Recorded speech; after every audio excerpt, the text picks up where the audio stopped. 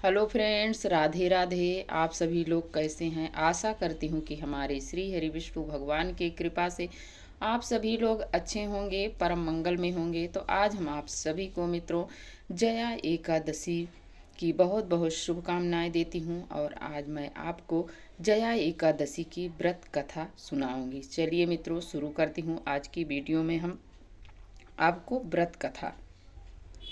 कई वर्षों पूर्व स्वर्गलोक में देवराज इंद्र राज्य करते थे। उनके राज्य में सभी देवतागण बहुत प्रसन्न थे। पारिजात पुष्प से लदे नंदनवन में सोमरस का पान कर रहे थे।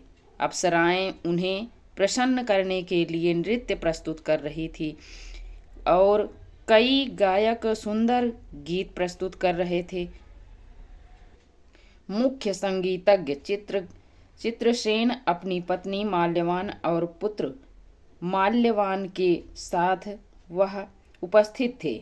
वहाँ एक पुष्पवती नाम की अप्सरा भी थी जो माल्यवान की तरफ आकर्षित हो रही थी।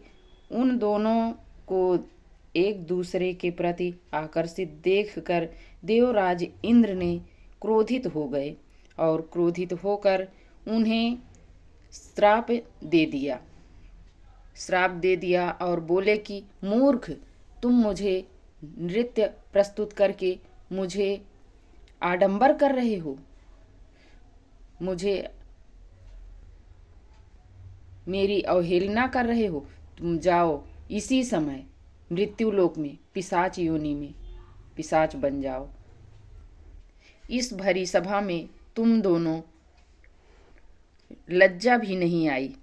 तुम दोनों ने हमारा अपमान किया है, इसलिए मैं आपको श्राप देता हूँ और पति पत्नी के रूप में मृत्यु लोक में जाओगे और वहाँ अपने आप कर्मों का फल भुगतोगे। इंद्रदेव के कठोर वचन सुनकर माल्यवान और पुष्पवती लज्जित हुए और उसी समय पृथ्वी लोक पर हिमालय के शिखर पर पिशाच के रूप में आ गए। चारों ओर बर्फ ही बर्फ थी, न खाने को न कुछ पीने को था और न तो वस्त्र ही थे। उन्हें बहुत ठंड लग रही थी, ठंड से कांप रहे थे। उन्होंने एक गुफा में शरण ले ली। एक दिन माल्यवान ने अपनी पत्नी से कहा, न जाने हम कौन से पाप कर्मों का भुगत रहा हूँ। इस प्रकार दोनों ठंड से गुफा में बैठे रहे। शीत लहरों के कारण उन्हें रात भर नींद नहीं आई और इसी प्रकार करते करते जब एक दिन ऐसे घूम रहे थे वहाँ पर, तो एक पीपल का वृक्ष था और उस पीपल वृक्ष के नीचे दोनों एक दूसरे में चिपक कर बैठ गए और रात्रि भर नींद नहीं आई। ऐसे में रात गुजर गई। सुबह होते ही उनकी जो शरीर थी पिशाच योनि की, वो छूट गई। सुबह होते ही उन्हें एक दिव्य शरीर प्राप्त हुआ और भगवान श्री हरि की कृपा से वो दिन था, वो रात्रि थी जया एकादशी की।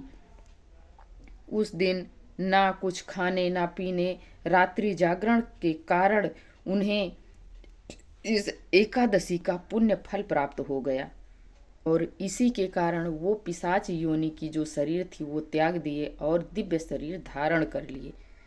और उसी समय एक स्वर्गलोक से दिव्य विमान आया और उन्हें स्वर्गलोक ले गया। उन्हें देखकर इंद्रदेव आश्चर्य में पड़ गए और पूछने लगे कि तुम ऐसा कौन सा पुण्य किया है जो तुम्हें मेरे इस श्राप से मुक्ति मिल गई। तब माल्यवान बोला, हे राजन, यह तो भगवान श्री हरि की कृपा से हुआ है। हमने न जाने में उनकी जया एकादशी व्रत का पालन किया जिससे हमें यह दिव्य शरीर प्राप्त हुआ है।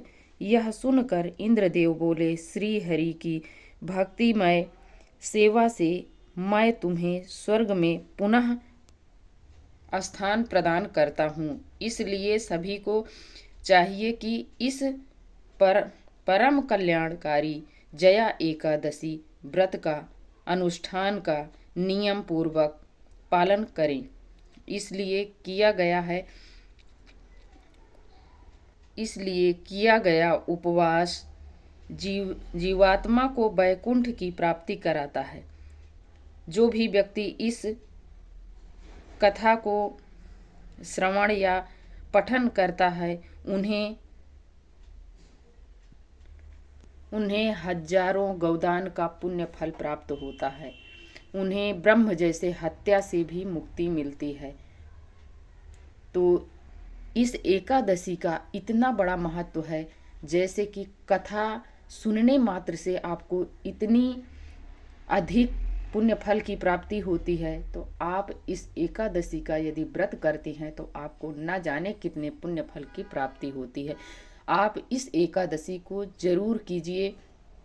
ये एकादशी अपने आप में सबसे अधिक महत्वपूर्ण है, सबसे अधिक लाभ देने वाली है। इसलिए कि इस एकादशी में पुनर्वसु नक्षत्र चलकर आ रहा है, इसलिए इस एकादशी का महत्व और अधिक बढ़ गया है। इस एकादशी में पुनर्वसु नक्षत्र के कारण ये एकादशी अपने आप में सबसे महान है और इस नक्षत्र में भगवान राम का जन्म हुआ है। इसलिए इस एकादशी का व्रत करने मात्र से आपको हजारों हजार एकादशी का पुण्य फल प्राप्त होगा। इसलिए इस एकादशी का सबसे अधिक महत्व है, सबसे अधिक लाभ है। आप इस एकादशी का व्रत जरूर करें।